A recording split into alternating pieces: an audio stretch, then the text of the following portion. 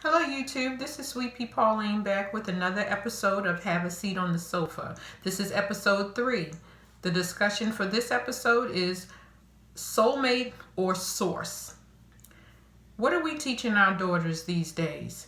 Is it a generational thing that we are taught to look for soulmates, or are we taught to look for a money source? Someone to take care of us, someone to provide, someone to protect us as long as they can make sure they stay up to our standards of what we think we need in order to be loved.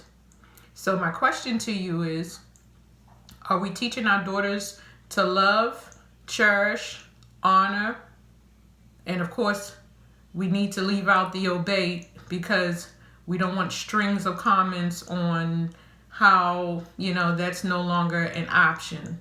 So I'm saying to you that, are we teaching our daughters that you can have a degree and be with someone who doesn't have a degree and still be in love with them, and knowing that you may be bringing more to the table than your spouse or the person you're in a relationship with, and you can still have an honest to good, loving relationship and marriage and family? Or are we teaching that this needs to be put on the table first? You need to come with a great credit score, money in the bank, come from wealth, or about to be in wealth before we would even give you the time of day? And are we also saying that just because we're a woman, that the only thing we need to come to the table with is our looks?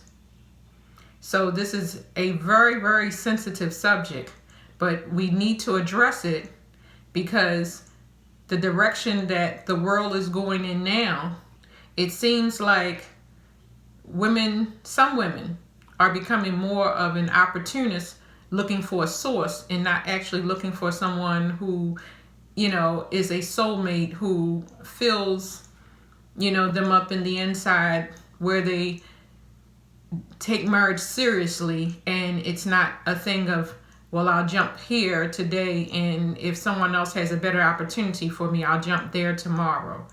Do we really, really know what it's like to be in love?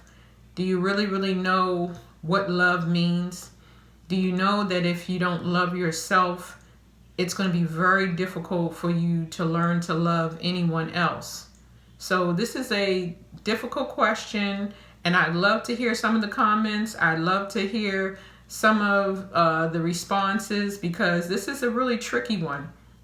And we have to be very, very careful of the narrative that we're setting for the new generation, because I think things are going in another direction where there's not really love involved. We're looking for these superficial relationships that are going to play out on social media, to be perfect, that we're living this, the Carter's life, or we're living, these celebrity lives that we actually don't live. And sometimes it can be pretty on the outside and very raggedy in the inside, but we only show the part when we step on the threshold on the other side.